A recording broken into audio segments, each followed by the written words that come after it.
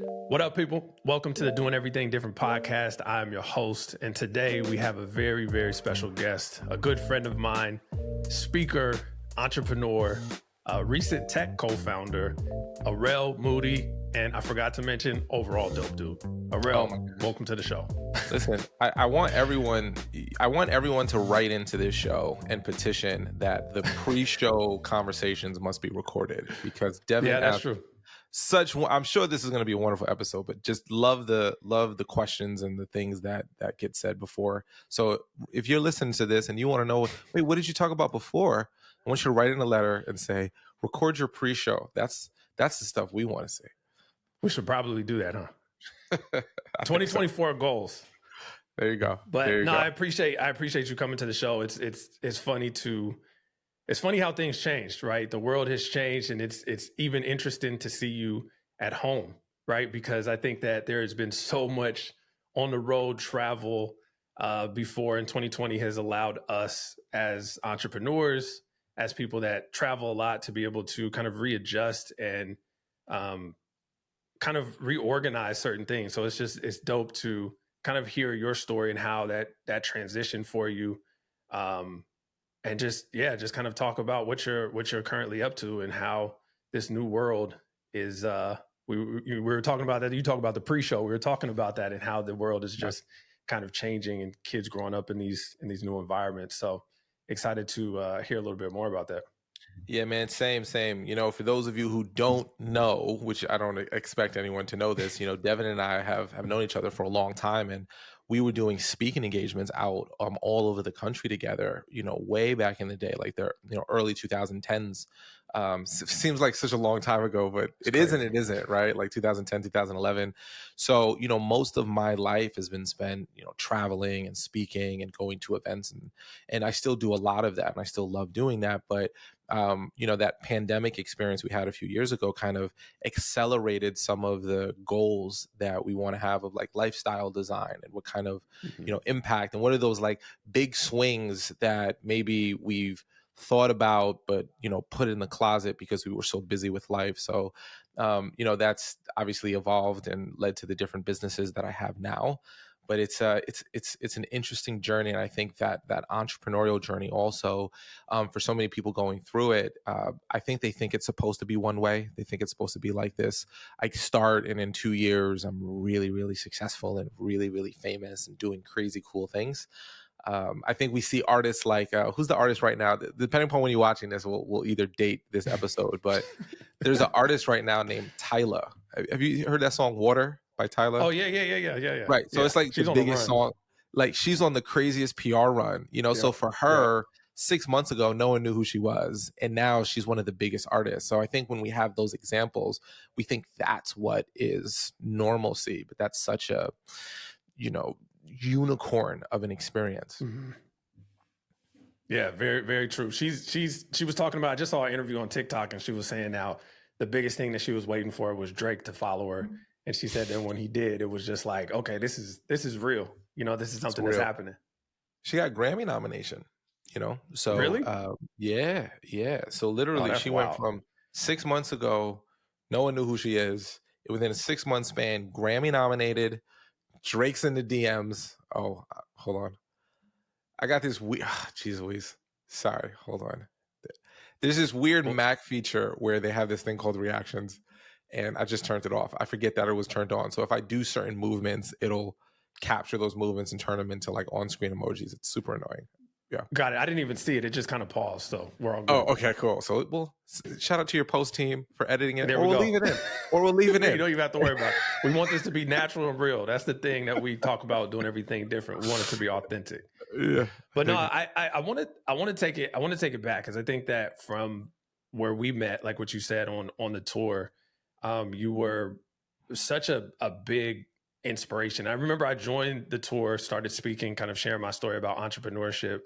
And it was always this talk about Arel. And it was like this, I hadn't met you yet. And so it was like this mythical character. And I remember just seeing all this stuff. And I remember the first time I met you, you just had this energy that just was infectious, right? You can tell people gravitated towards you. And the way that you just communicated and articulated your story was just always super impressive to me. And I think that we've had some, trips on the road where you have shared, little nuggets of how to kind of explain your story and how to better articulate yourself. And I just think that there's so much power in that, because communication and the way that you tell your story is so powerful. Where did that come from? Did you always have that natural gift of just being able to create stories and engage with people? I think it went back to a really simplistic conversation I had in college with someone who was a poet. And up until college, like for me, I always say there was my life before college and my life after college, right? College is where Mhm. I kind of learned how to become a different version of myself. Because, I grew up in the projects in Brooklyn. So growing up in projects in Brooklyn, you've got to learn how to self protect. You've got to learn how to kind Mhm. of keep yourself safe. And the easiest way to keep yourself safe is don't draw attention to yourself. So for my childhood was all about not drawing attention to myself. And Mhm. then in college, I got around people who were like, hey, like, that whole be yourself, everyone else is taken kind of thing. Like who are you? Decide who you are. But I had a simplistic conversation with this guy who was a poet, and he said something to me that I'll never forget. And I think it's the easiest advice, and at least for my mind, made the most sense in the world.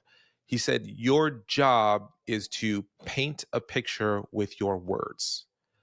Mhm. So if you're saying anything and describing something, if you paint a picture with your words, so for example, I could say, like if I was telling a story, I can say, yeah, the other day I went to my friend's house and we had a really, really great dinner. Okay. Well, if you want to paint a picture with your words, you would say, all right, the wildest thing happened to me. So I went to my friend's house. He's got this big front door. It's the biggest front door that I've ever seen in my Mhm. life. And it's like you need two hands to grab it to open it. It's kind of like, it felt like I was going to the Addams family, right? And I opened up this big door and he had the longest hallway. And I was like, am I gonna get murdered in here? It's like one of those movies where like you get a jump scare. And I was like, this is the craziest house ever. So like just by like setting up that, I use my words to paint a picture where you could see the door, maybe the Adams family.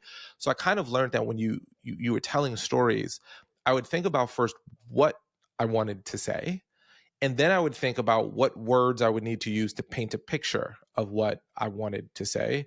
And I think that comes a lot more maybe intuitively now. I don't think about it as constructively as I did in the beginning, because it's just kind of when you do anything over time, you build like unconscious competency with that as a skill set. But I think Mhm. for anyone who's looking to really grasp being better at storytelling or being better at captivating, the people who are most difficult to understand paint the dimmest picture with their words. And the Mhm. people who are most intriguing and captivating paint a clearer picture with their words. That's interesting. I think that the way that you break it down, like telling those two stories, I definitely did get a different picture, and it creates a different set of emotions when it comes to that. Did you go like, so you had this conversation with them? Did you go to classes? Did you take classes like in college to learn how to do this, or was it just kind of, did it come natural to you? No, it's actually interesting. So no, I've never taken like a course or a class on Right. that.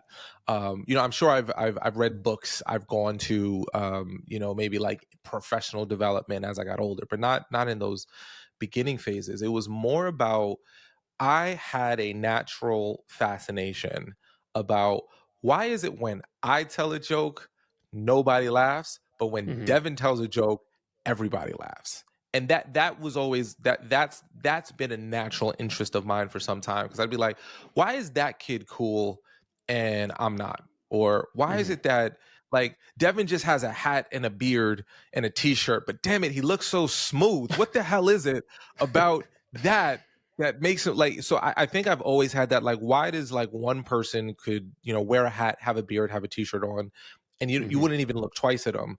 Where Devin, I've been out to dinner hanging out with him, and women just roll up to this dude and be like, here's my phone number, player. And I was like, what are you doing out here, Devin? What kind of riz you got? You just you just being him. So I'm like, well, so that I would observe Devin, I'd be like, well, what is it about Devin? Why is it that he's got this pull? And I try to analyze it as best I can. So that's always kind of Hmm. a factory that's churning in my mind when I meet people. I'm like, what is it about this person that makes them engaging or fun? And then I always have created. It's kind of embarrassing because I don't know if I've ever made this like maybe I've said this once publicly, but I don't really talk about this too much. Like, I keep in my brain like a file of people. So Mm, like I'll meet Sheena, and Sheena from your team, who's amazing. And I'm like, she is the nicest human being in the world, but can say things so sternly, but you don't hate her when she's stern. hmm And so hmm I'd go, well, how does she do that? How does she so I create a file of curiosities of how people do things. And then what I think I'm able to do is kind of put those together. So when I'm on a stage doing a presentation, I can kind of pull from those different lived experiences because I have this file in the insanity that is my mind.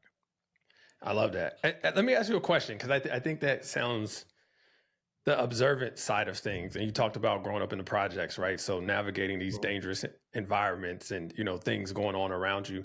Do you think that part of that was built from that? Because what I've learned is when you are in these environments, you have to be observant and have to know and be able to read people and analyze the situation, because it literally can turn into something that can go badly really quick. And so you have to like create these skills. Do you think that that was developed there or had some sort of foundation with it? Yeah, it 100. I know the moment I created it. Actually, it was in fourth Mm, grade. I know the moment I created it. So from basically zero to fourth grade was kind of like I was in the projects, but it was kind of like a Shangri-La. Like rode my mm, bike, ran wherever I wanted to run, hung out with my friends. We played. It was fun, fun, fun. Right. So this kid comes in my neighborhood who was like a new kid, and he was doing this thing where he would like beat up all these kids in the neighborhood to kind of like establish his youth dominance, mhm. right? Like, I'm gonna come in and I'm gonna rock people, and that's how I'm gonna like establish, like, I ain't no punk, right? But he was my friend at the time, so I was like, whatever, he's cool with me, he does that to other people.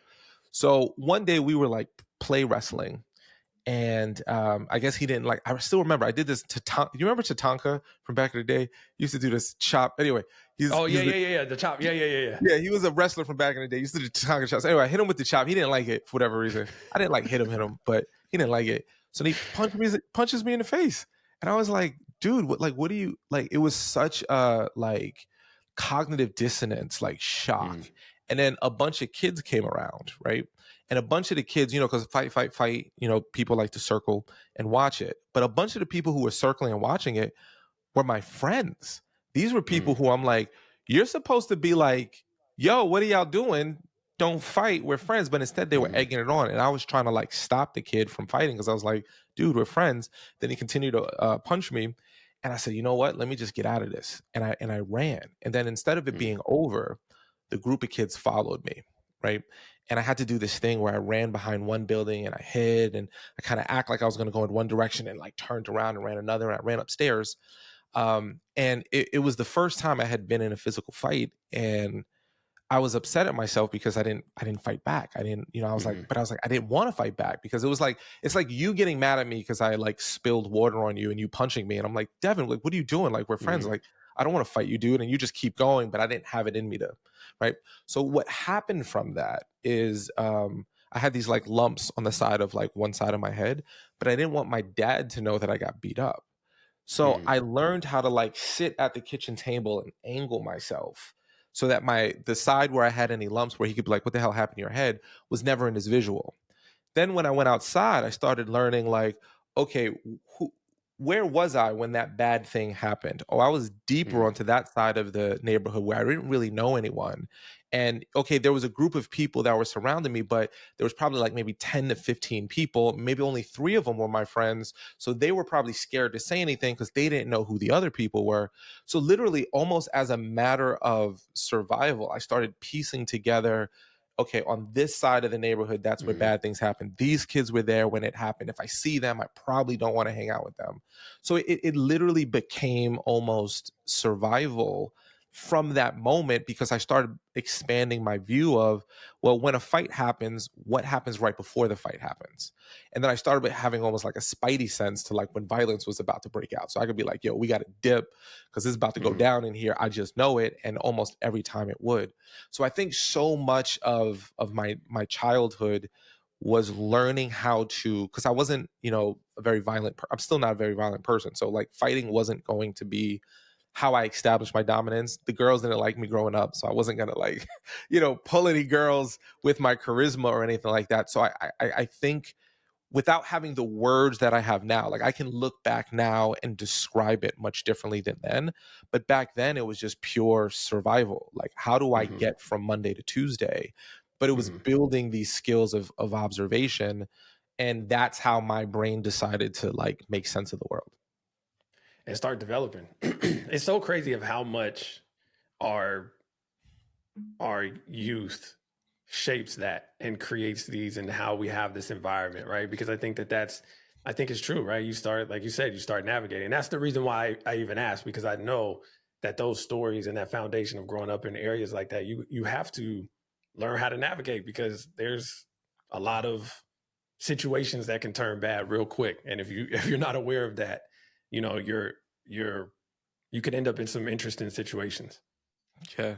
And it's always interesting. I think the thing that is, so there's nature and nurture in this particular case, right? What's interesting about the nurture is, how do we as individuals choose to respond to it, right? Like, some dudes choose by being quiet. Some dudes choose by being more violent. Some dudes choose by Hmm. playing basketball really well or being funny. Like, I just went through Will Smith's biography that he came out with maybe a year or two, or maybe even 3 years ago. But he was talking about the way that he responded to the physical abuse that he saw his mother experiencing from his dad, and the way that he responded to the dangers of his neighborhood was, he said, when people were laughing, they weren't fighting. So he was like, I Hmm. got to be the funniest guy there. My Hmm. job's to keep everyone laughing. So instead of going inwardly or observing, he actually built up his humor as his skill set.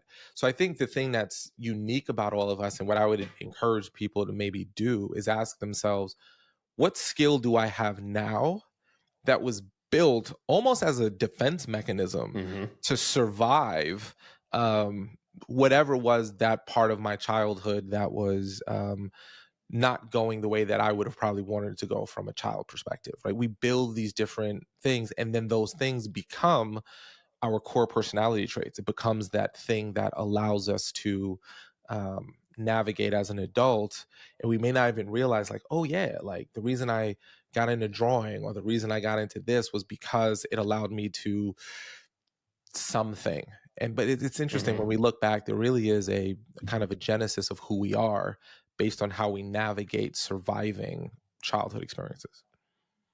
I love that. I have a question, because I think that this is something that I think I've struggled with for a long time. Of just, my grandpa used to always say, like, people don't change, right? Like Mm, you are who you are. And I think I struggled with that for so long. And mm, I think what's interesting around people that have done work on themselves, right? Believe in self-development, believe in, becoming better. And I know that you are one of those people. How do you see that from a definition of your perspective of evolving versus like changing who you are? Like, where is there? I feel like there's like this fine line between the two of like, okay, this is not who you are, but yeah. is this who you are? Right. Like, I talked to somebody that used to be 400 pounds and now, is in shape and all that stuff. When he thought that he was in shape, that wasn't who he was, but now that is who he is. So how do you look at that from, you know, that perspective? Yeah, so this is getting into my speaking wheelhouse now. So I've actually spent the last few years, I'm not sure if you're even aware of this, diving into this research called adult development theory, specifically on ego development. Mm, So I'm going to give a quick crash course here, right? So the word ego is very misunderstood. It's actually totally misunderstood. Ego is just our sense of self. So how do I see myself? Now, this body of 60 years of research has actually shown that our sense of self actually, as an adult, passes through these predictable and sequential stages of maturity, stages of development. Each one of these stages determines how we make sense of the world. Now, this is the big thing that's fascinating, and I'm happy to dive deeper because I would like love talking about this research. There's something called horizontal growth and vertical growth. Okay. mm, Horizontal growth is when we get good at being the same version of who we were, right? Vertical growth is when we actually evolve and change into that next version of who we are. So if you think about like, and I don't know if this is true for your case, but if you think about Devin, probably from in your early 20s, what would make you upset, what would make you angry, what was most important to you is Mm-hmm. probably dramatically different than Devin today, right? 100%. Now, there are some people that horizontally grow, though. So the same stuff that was important to them when they were in their 20s is the same stuff that's important to them right now. I got it. Like, that one dude who's probably like 40 or 50, but he's still chasing girls like he was 100%. 20, right? So he didn't vertically grow, he horizontally grew. He just Mm. kept getting better at that particular stage of his life of like, how do I holler at girls? How do I get what I want from them? And how do I it's a numbers game and not, trying to build and maintain relationship. And some of us may have been like that. And, like we all go through phases, not all, but like many of us go through phases where we were like that. And Mm-hmm. then you kind of get to a later, if you vertically develop, then you go, I just want to settle. Like, I just want someone who's got my back. I just want someone who's like having like 400 women is not for Mm-hmm. me. Like, I want just one. So I think that question you ask of some people don't change. I think there are some people that horizontally grow really, really well. So they don't Mm-hmm. really change. But there are other people who vertically grow and they move from stage to stage and become, at the essence, they're who they are, but how they make sense of the world, what drives them, what motivates them, what their fears are, where they'd rather spend their time can dramatically change. And for people who go through personal development, they're very much aware that the idea that stage theory, that you can move through different stages is very real because you've experienced it. You just maybe didn't have the words for it in the past. Mm. Yeah, I find that's interesting because I didn't think about it like that, and I think that there's been so many things. So I've been doing therapy for the last like 2 years, right? And so there's been Mm, so many things that I have broken through that I didn't even realize was holding me back, right? From my childhood, from my youth and stuff like that. And even just like I said, my grandfather, who was like my dad, I mean, he was one of the people that believed in me and just always pushed me. mm, He would just say that people don't change. And I remember I had that locked in my head. And I was just like, I was battling that internal mm, conversation of like, oh, I can't do this. So it's no point. And so I think from that took a lot of working through to get past that, to understand that, okay, yeah, you can develop if you put in the work, and understanding that you can grow and become better. And I think that there's, like you said, there's different stages of your life that you go through that that you see. I'm 30, how old am I? 36 right now. And so yeah, the early 20s is very different. And I think that there's these milestones that you go through that you that you learn through. And I think that's a very interesting study. I would love to have you send me some more information on that, because I would love to like kind of Oh read man, about that, of how the mind works. it's super fascinating. And, let's go down this rabbit hole just a little bit more because this is really interesting. So there are four stages that so I do a lot of going into organizations and basically explaining how these stages affect team culture and leadership, right? So like I spend a lot of time talking about this like from the professional speaker version of my life, but I want to kind of make it like a simplified version of it, like in the context of just being a human, right? Hmm. So there are four distinct stages that I spend most of my time on.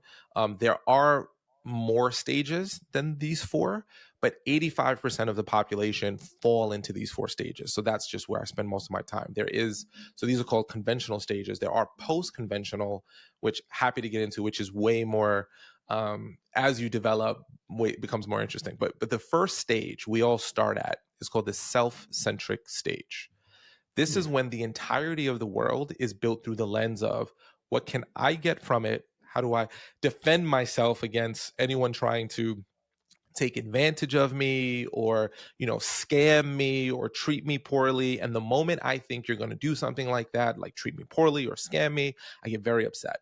So in this early stage, it's all about me versus the world. It's all about one man, one woman wolf pack. I can't really trust anyone. It's me, myself, and I. And I'm trying to get as much as I can as quickly as I can.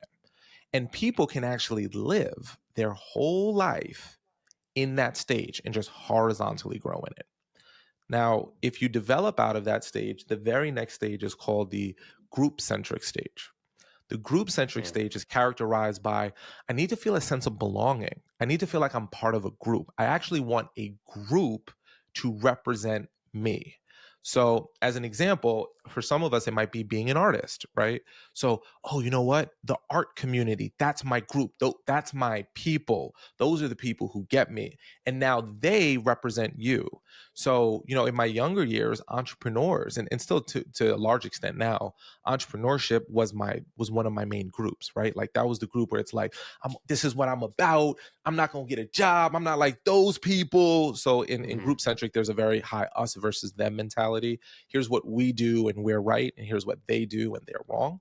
So group centric is all about finding a group, participating by the rules, saying like this represents me. Now, when you're in that group, you can stay in the group centric stage your whole life and be very happy. Like imagine like for illustrative purposes, like that old church lady who just like her whole life is the mhm. church, and she's got the big hat. That's what my grandma was, right? She had the big hat, and Yep. everything she does is all about the service to the community and being a part of the group, and what do you got to do to serve, and it's group. It's all about that group, right? Now, you can stay in that group and have a fully, beautiful life. You can also grow out of that group. And what's next is called skill centric. So what happens in the skill centric stage Mm, is you go, you know what? I like the group. I'm a part of the group, but you know what? I can't be like everybody else. I got to do things differently. I got to stand out. I got to be a mhm, part of the group, but different from the group. And how do I become different from the group? I develop a skill.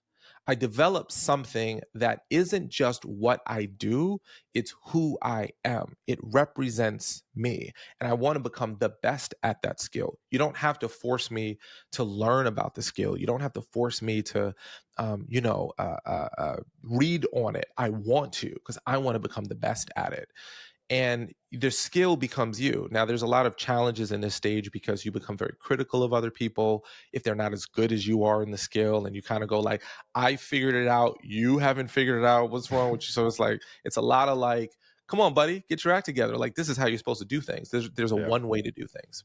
And then the fourth stage, and you can stay in that stage your whole life, live a fine life, and then die.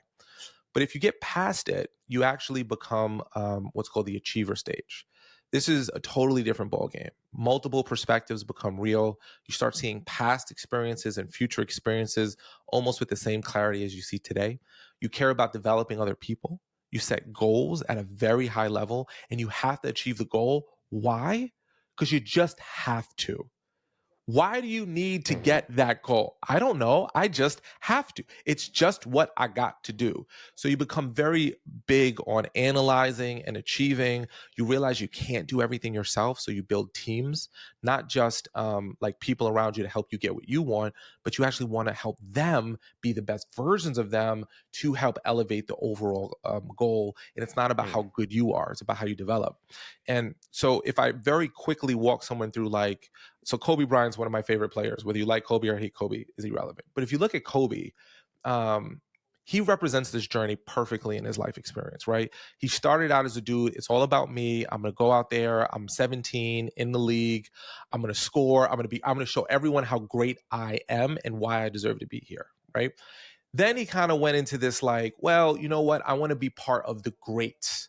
That's my like I want to be mhm, in that I don't want to just play the game. I want to be in a group of greats. And then he went deep into the skill centric stage. If you hear him at certain points, he's talking about the passion, the drive, the work ethic, wake up at 4 a.m., work, because he's all about building the skill. How do I get that much? So everything he talked about was skill. But then in his later part of his career, if you listen to his interviews, all he talked about was inspiring the next generation of athletes, being there for how do we get mhm. those next generation to care about the sport and be inspired by the sport. And if you actually look at many people who are great, they follow that same trajectory because it's the trajectory we all follow. That's interesting. Do you think that goes with age and experience, or how? Because I know that you said some people just, will get stuck in the horizontal growth versus the vertical growth. How does Yeah. that usually develop? Does it develop through certain life experiences, or what triggers those different things? Yeah, so it's not correlated to age at all. It's really fascinating. So it's not like child development theory. If you just wait long enough, your kid will move from one stage to the next. Like at 6 months old, they have something called, Right. they don't have object permanence. So you could play peekaboo with a 6-month-old and they're like, this is the greatest game in the world. Where'd you go? You disappeared, right? You know, if you try to play peekaboo with your 4-year-old, they're going to be like, you're right there. That's because I have object permanence. As adults, age does not play a role. Now, here's what does play a role. You make this realization, and this is self-reflection and why personal development is so important. So I'm in the self-centric stage. If I'm doing everything and getting what I like or not getting what I like out of life, right? I have to make this realization. I'm not getting what I want out of life, and I've got to do something about it, right? Because in the self-centric stage, it's easy to blame other people. Oh, well, it's because my boss won't give Mhm. me a job. It's because the government won't let people like me succeed. It's because, you know, being a person of color in America, there's no chance. So like, if I externalize it, then I'm not going to grow. But when you go, no, there's like this one, like me versus the world thing ain't working. I've got to do it. So I become part of a group. I find a group if I'm lucky, right? So that's what causes me to grow. Then I'm in the group and I'm living in a group and I'm loving a group. But then after a while, you're going to say, you know, I'm in this group and the group's working well, but I'm not getting what I want out of life. I thought I should be happy. I thought like I was told by, you know, someone who might be old and in the group centric stage, be in community, be in a group, and you're going to find joy and happiness Mhm. in it because they found it there. And then, but if you have this like, but I'm not, like I should be, I've got to do something about it. Oh, I've got to develop this skill. And then you start helping the group by having this skill and you start developing deeper and deeper. You know, as an entrepreneur, my skill was public speaking. I'm not going to be the best tech entrepreneur. I'm not going to be the best, like I can't like design a school like you can. Like I'm not going to compete with that, but I can get good at this particular skill and then be Mhm. useful. And then I can feel a sense of gratitude and happiness and feeling like fulfillment. And I can go really deep into my skill and feel total joy in being the best public speaker I could possibly be, maybe in the world one day, right? But then after a while, you go, this is supposed to bring me joy and happiness, but it's not. Mm. Oh, because it's got to be something else. What do I do? Oh, I've got to develop other people. I've got to give back. I've got to help. Now my like truly my mission is not like word service give back. So it's not age, it's not experience. It's this internal dialogue of it can get better. I'm not happy. I can admit that I'm not happy and I've got to do something about it. And that's where I think personal development allows us to vertically grow. Because if not, we can always externalize blame, which many people do. And then that'll keep you horizontally growing. I love that breakdown. That's super helpful. How did you within those stages? Did having kids trigger anything or moving over to the new stage? Because I know as me as when I had my daughter, it was like a whole different world woke up, and I don't know what stage it triggered or what happened, but my entire life changed in that Yeah. moment, and I realized I needed to. I guess for me, it was like I needed to grow up. And I Mhm. was like, the things that I was doing before is not serving me. And I'm like, what am I doing? I'm just too immature. Like I need to, I got a person I'm responsible for. So like, how did you see that from a standpoint, from your perspective of how kids change? Yeah, I mean, I would never like actually say what I'm going to say, but I do believe it. Like for some people, for the right and I'm one of those people. Um have a kid and it will absolutely change your motivation, your direction. Like there's a lot of dudes who have kids who don't care about their kids, right? So I'm not talking about like that, but Of like course. for a certain kind of person, a kid is a clear trigger point that who I've been and who I'm going to be cannot be the same person. So my son was the greatest. I have two sons. My first son, who right now is 11, um, completely forced me outside of my skill set. Now, when I look back into stage theory, I can actually realize like, so I was group centric when I had my kid, right? That's the stage I was in. So I was all about I got to be an entrepreneur. You know, I was on the extreme entrepreneurship tour. I was with my group, like, you know, the young entrepreneurs. We're under 30. We out here doing our thing. Like I'm part of the group, right? Like I'm in the club and I'm living life and I'm doing life the wonderful way, right? But when I would come home and I'd look around, I'd be like, you know what? For me to go to the next level of my life, to get to the financial goals that I want, I can't be a part of this group anymore. I've got to step out of it. And how Hmm. do I step out of it? I've got to be this speaker. I've got to start my own speaking company, and not like, and look, I love Sheena, I love Michael, I love Sarah. These are my business partners for that. I love them as humans. But the company at the time, and again, I didn't have the language back then to say what I'm saying now. I can only do this because of reflection. Hmm. This was my group. I was a part of it, but I needed to step out of that role and find my own footing and Hmm. my own like my own company. Even though I had partners and it was my company, I was a co-owner, I needed to do something on my own, and I said, "You know what? I got to do it now." And I remember when I had my kid in my arms at like, 2 in the morning, trying to get him to go back to sleep. He was probably like a few weeks old, or maybe a month old. And I remember just like putting positive intentions into him and like just like saying things about him. I love him. And I said to him one thing.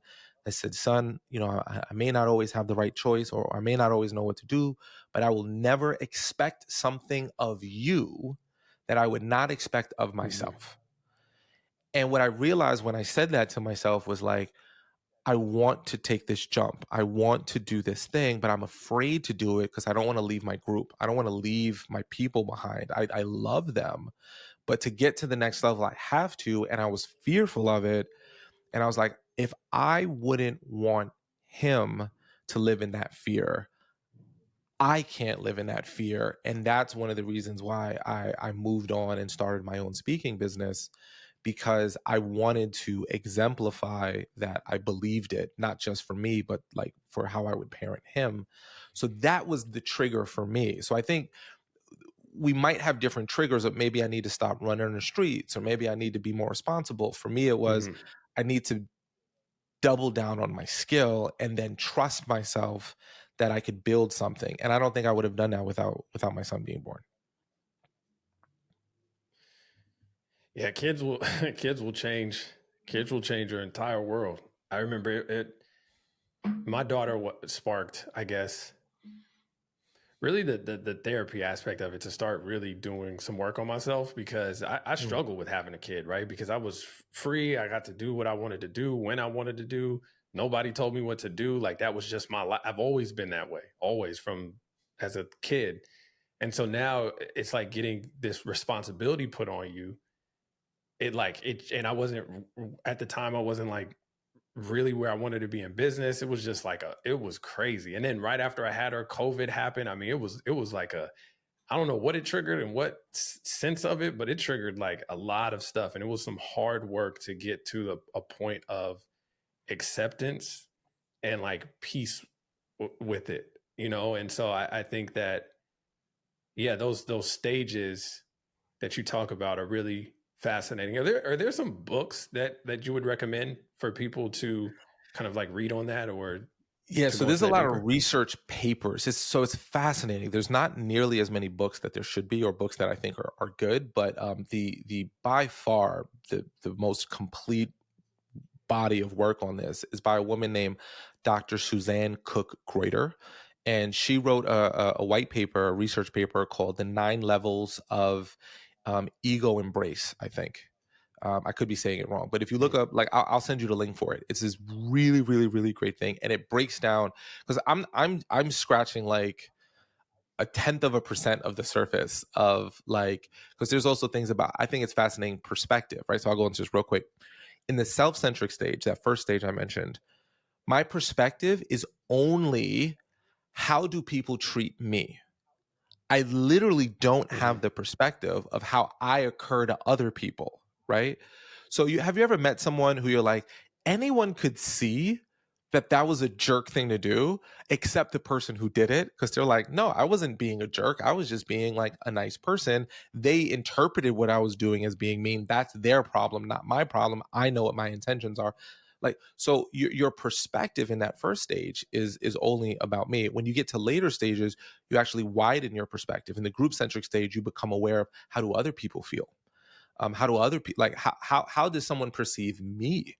So like you actually go through these stages of growth. And some people are like, I don't care. If you ever hear someone say, I don't care what people say about me, I do me, blah, blah, blah, blah, Mm. blah. That's a very self-centric statement, because I can't actually realize that how people perceive me is something to be aware of. Now, there's pros and cons to everything, because if you become too much of a people pleaser, then you're living for other people, which people in the group centric stage often can. So anyway, I'm going deeper into this than probably I need to, but that report, that white paper by Dr. Suzanne Cook-Reuter, I think is the best. The only thing I will warn anyone, just so like you didn't say I didn't warn you, it is extremely academic. It's not written Okay. like a Malcolm Gladwell book, or like one of those books where it's like, ooh, it's lots of research, but it's like wonderful. Like, and it's not a criticism, but it's just a highly academic body of work. And I spend a lot of time trying to simplify it and make it accessible in my belief. One day, I haven't written a book yet. I'd love to write a book on it to make it more accessible. But right now, I think that white paper is like the best way to understand all of the stages of development, what's happening. And I think what's great about stage theory in this particular way is when you know what stage you're in, if you can identify what stage you're in, you know what's coming next. So if you do want to grow, Mm-hmm. well, what's next for you? And sometimes the growth, you don't want to do it. You actually don't want to commit to what would be, so you stay where you are. But if you're aware of them, you Mm-hmm. can be more conscious about that decision. I love that. Yeah, staying in the game, understanding that stuff. It's funny where my mind kind of I wanted to. I guess this is a good transition in terms of looking at technology and thinking of that, because when you said that about the book, I immediately thought, okay, I could take that paper, run it through a chat GPT and say, hey, break this down in ways that I can understand and how to do all that stuff, You right? I'm should. just thinking I think about technology and the way technology is changing the scope of stuff. that's actually pretty smart. That's pretty smart. I think like if you just like take that paper and be like summarize it and make it so that like a second grader can understand it, I think Yep. ChatGPT would do that. I think it would do a great Yeah. job of it. And that's what I was thinking about, just from a tech standpoint, of just the opportunities out here that are happening and changing in technology. And so I know Mhm. that you recently, I would say recently, right? Co-founded a tech company. Yeah. So we're about a year and a half How soon into was it. that? It was Yeah, recent. about a year and a half ago. Okay. Yeah. So what's interesting about Tell tech me is, about that. yeah, I've been in like service-based businesses my whole life, right? So I've been like throwing events and speaking engagements and coaching, and so those are all like service-based thing where you're working directly with people. Mm-hmm. The tech company is called Talkadot. It came about because as a professional speaker, there were so many things that we do that are just very archaic in the industry, right? So for example, if someone said, Devin, how do you get speaking engagement? You'd probably be like, well, somebody saw me speak, or someone who Mm-hmm. saw me speak referred me somewhere, and like that's how I got a speaking engagement. Or someone I know in my community like said I would be really good for something. So for a lot of times, like that's how a lot of it happens. But like, what if there could be like a better way to do that? What if you can use like data and be a little bit more objective to help? So that's where Talkadot came about. So like as a tool, what it does is it helps speakers capture data from their audience to prove the value and effectiveness of their talk with like numbers. It captures testimonials, but it also captures everyone in the audience who can book you to speak. So you have people you can follow up with, and it builds the speaker's email list. Mm-hmm. So for anyone speaking, all they have to do is at the end of their presentation, throw up a QR code and say, hey, give me your thoughts on this talk. And as a thank you, I'll give you access to like an ebook or a video, some type of, useful resource. The audience gives them their feedback, and then we built this system that analyzes all that feedback and turns it into objective data and qualitative data as well. And what's fascinating about the tool and building it is that it's a totally different business model, dude, than a service-based. So for example, Mm-hmm. this is my biggest realization. A service-based business is like, I am the expert in what I do. So like if somebody wants to like upgrade their design game, if they want to like, build a Mm-hmm. youth center or build a school, they bring in a company like you. If the Golden State Warriors need to get some t-shirts printed or something, like they go to you because they're the experts at this. They're best in the world, or as best that I can afford, depending upon where you are. I go to you for your expertise. In the tech world, everything you build is based off an assumption. I think this is Mm-hmm. going to be good. And I've got to put it out there into the world and have people basically tell me it's not. And then I've got to revise the way that I do it, put it out there in the world, let people use it until they tell me, yes, this is good. So actually the market is the expert. You are not the expert. Hmm. Your job is to figure out, what problem do I want to solve for the market? What problem do they currently have? How do I believe I can solve that problem? Create some form of a tool that you think will do that, present it to them, and then basically have them shred it apart and complain and say why it's not good. And now if people don't even give you feedback, then that means that you're solving a problem that they don't care enough to get solved. So now you find out you're solving the wrong problem. But if people go, oh, I'd love to use this, it's just it doesn't do this or it doesn't do that, or this is really confusing. If they care enough to give you feedback, that means you're solving a problem that's big enough for them to care about. But then you've got to be comfortable putting out a product way underbaked until it gets Yeah. baked. And then it almost seems like you just came out of nowhere and nailed it. But in reality, it's because you've just been like taking these punches to the gut, but not stopping and iterating very quickly. So it's a totally different like mental schema. Yeah, those iterations are important, right? Getting the feedback, because we've learned that too. It's like you put something out that you, like you said, you think people want, and it's like, oh, that's not really what they want. And then you're like, okay, how do I come back to the drawing board? And where's the balance between, like, having a fully flushed out product that you're bringing to market, and it's not, and people don't receive it yet, versus like, okay, let me put a little bit in ideas and test it out. And so I think it is a balance of learning that and to set that up. And it's a very, like you said, it definitely is a very different business than a service side of things. Yeah, and I And think that's so the hard how part for a lot of what's people. next? Well, no, I was just gonna say that's the Yeah, hard for part, man. Like 100%. because you don't know how much of it should be put out, how much, like, and that I think is the Hmm. journey of that level of business is putting it out. And but like what I've discovered is you can always put something new out. Like people think like you have one Hmm. shot to get it right. It's not true. Like there's always another client. There's always another person who'll give you a shot. So put stuff out, suck, get better, and then eventually be really good. 100%. So what's next for you? What does 2024 look like for you? My big thing right now is really putting a lot of energy and focus into growing the tech side of the company. The Talkadot tool is something that I think is much needed for the industry, and it's been a long time since I've been able to like really concentrate on like one project. So I still want to do speaking, I Hmm. still want to like do other stuff that brings me joy and happiness, but like really doubling down on Talkadot and growing it and putting in the work necessary, which is a lot of like rote routine stuff and like scary stuff.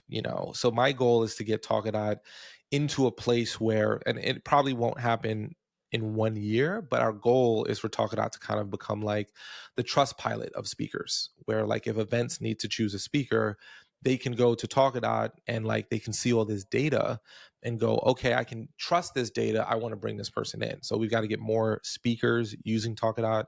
We've got to get more speakers utilizing the tool. So that's like going to be, like the lion's share of my interest and focus for Hmm. 2024.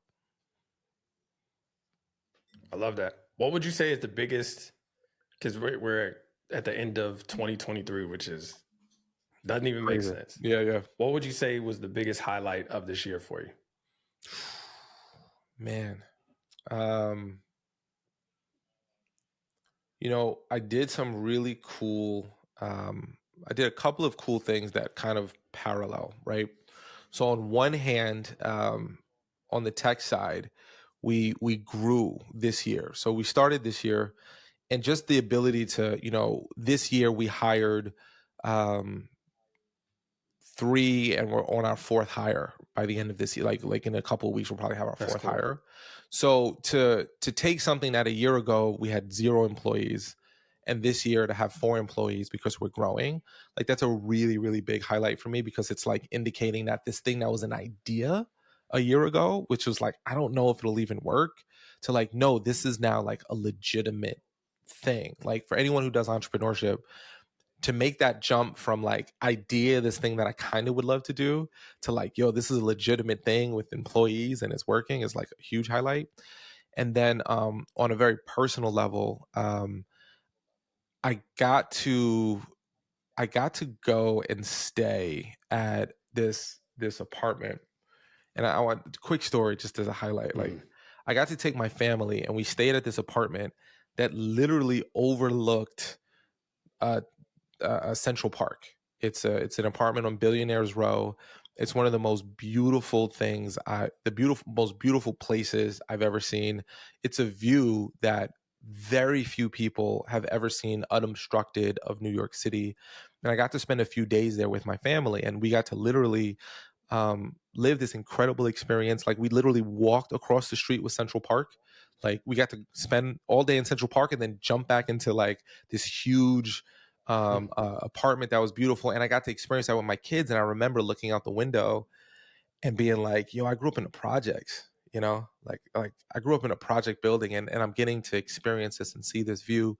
And, you know, and shout out to my partner, Adam Weitzman, for allowing that to happen.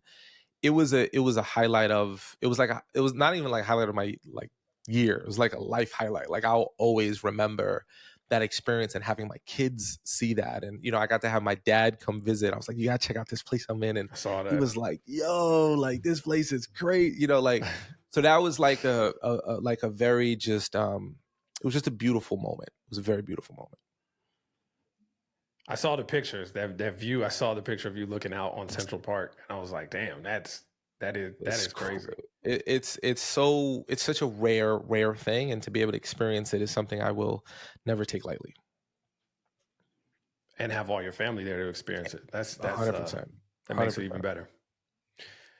Well, I appreciate the conversation. I appreciate all of the insights and the gems that you've dropped. I've always appreciated our friendship and what you are bringing to the world, and your passion to want to provide value to others. I think that is something that is honorable, and it's something that I've always respected about you and appreciate. And, you know, seeing the growth of Talkadot and hiring your 4th employee, I mean, that's big. That is a big accomplishment, you know, as being an entrepreneur. Once you start to grow and you start having people that are working to help bring this idea to life, it takes on a whole life of its own, because now you're having other people pour into it, and it's not just you doing it. So I know what that feeling is like, and I know, I just know what that feeling is like, and the stuff that you have to do to get there. And so I respect that. You know, I'm proud of you for that. And if I could ever support, you know, or add value to anything, you know, I'm always around. I appreciate that, man. I you know, it's always fun to have a long-term friend that you can see growing, and, you know, just your company growing and just doing so well and servicing so many people, man. You just do things at such a high level. So I'm really happy for you, man, and continue the beautiful, fulfilling journey of personal growth that you are on. Only good things come from it, even though there are definitely going to be periods where it sucks and you're like, why did I even open up this Pandora box? I should have just left it closed. It'd be so much simpler. But on the other side of that is beautiful growth. I believe that. Well, I appreciate it. I hope you have an incredible holiday season and an amazing 2024. Do things differently, people.